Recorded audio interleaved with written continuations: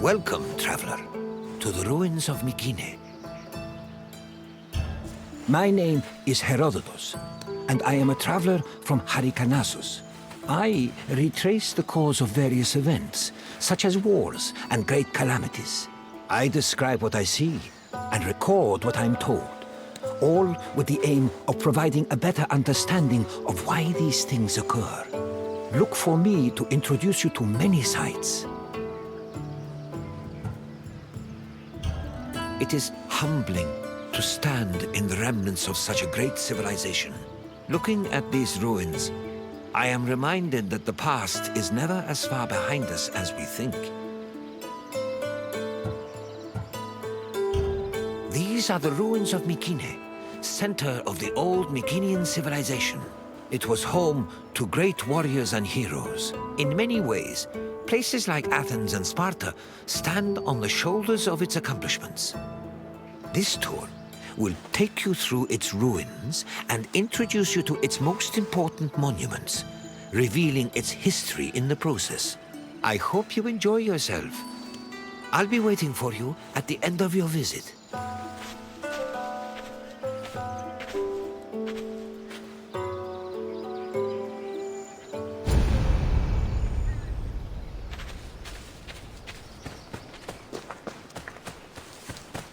The Mycenaean Civilization flourished in the Late Bronze Age between 1600 and 1200 BCE. During this period, it was mainly located in the Peloponnese and central Greece. Mycenaeans were known for exploring distant lands. Notably, they battled the Hittite-allied city of Walusa in a conflict that was believed to be the inspiration for Homer's Trojan War. But the Mycenaean people didn't only travel to fight. They learned much from their neighbors, the Minoans of Crete, such as how to write syllabic script on clay tablets. Such tablets provide evidence that Mycenaeans spoke an early form of Greek. They also tell of how great Mycenaean kings ruled over their warriors from opulent palaces in places like Mycenae, Thebes, and Knossos.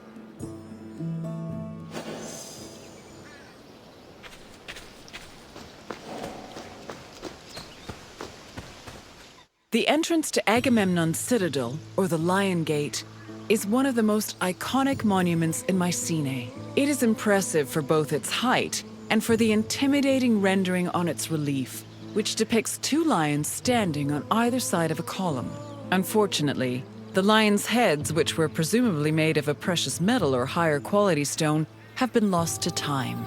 The gate was most likely meant to greet a triumphant king returning home from successful military campaigns and to awe foreign visitors.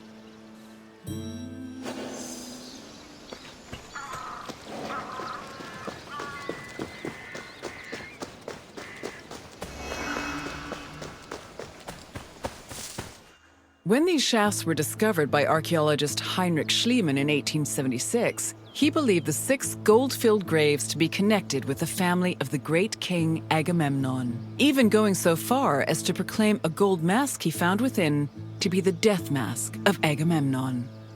However, this was refuted by later excavations, which showed that the 19 bodies buried in the shafts dated back to a few hundred years before Agamemnon was even born. In fact, at the time of the body's burial, the Lion Gate and the citadel walls had not even been built yet. It's estimated that the people in the graves were members of the first Mycenaean dynasty. The graves later became a place of worship for Mycenaean kings, who raised walls to protect them. These walls helped preserve several incredible artifacts, including women's jewelry, death masks, and masterfully crafted weapons.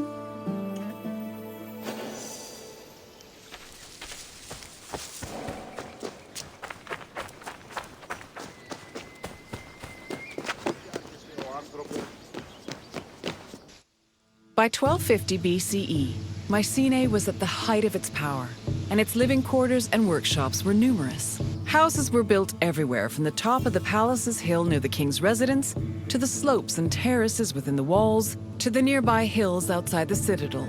At one point, the citadel's walls even had to be enlarged to make room for more quarters. The people who lived inside the citadel were those with high status in either the military, religious, or administrative sectors of the kingdom. This is reflected by the ceramic and metal vessels inside the houses, as well as their painted plastered walls.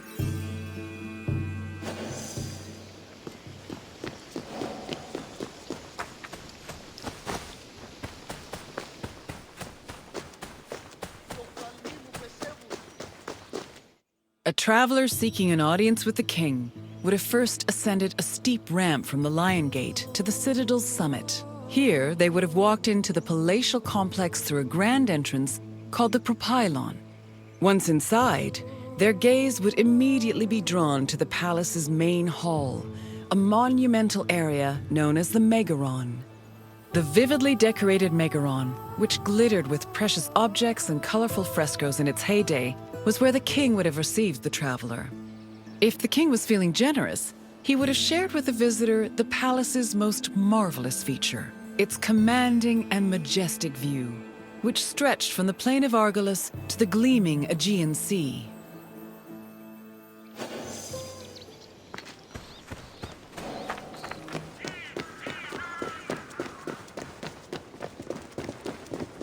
It was in this palace where a legendary Mycenaean king like Agamemnon would have held court. According to Homer and other poets, Agamemnon led the Greeks in the sack of Troy.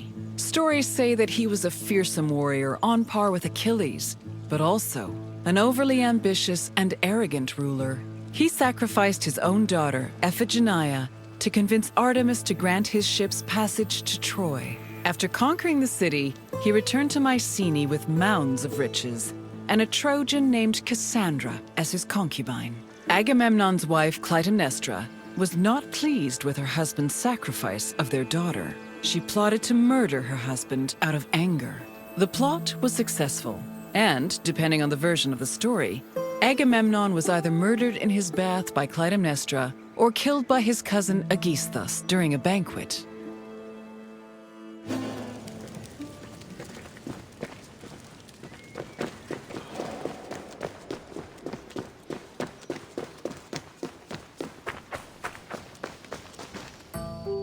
You've completed the tour.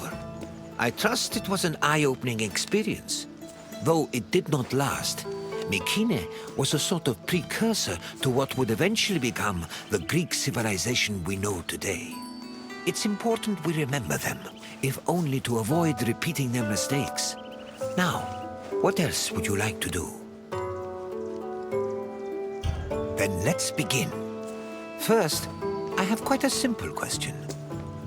Which ancient city may have been the inspiration for Homer's depiction of Troy?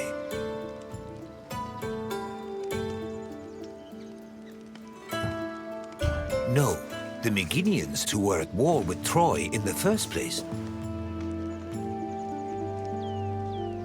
Yes, the Mycenaeans' conflict with the city of Wilusa allegedly inspired Homer's Trojan War. Now for the second question. Agamemnon sacrificed his daughter Iphigenia to convince which god to allow him to proceed to Troy?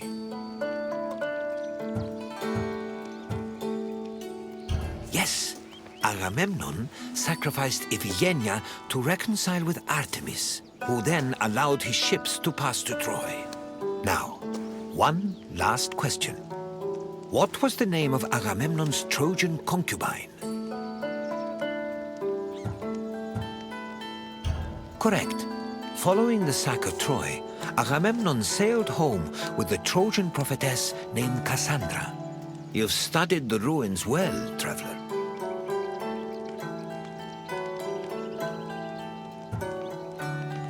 I appreciate your desire for more knowledge.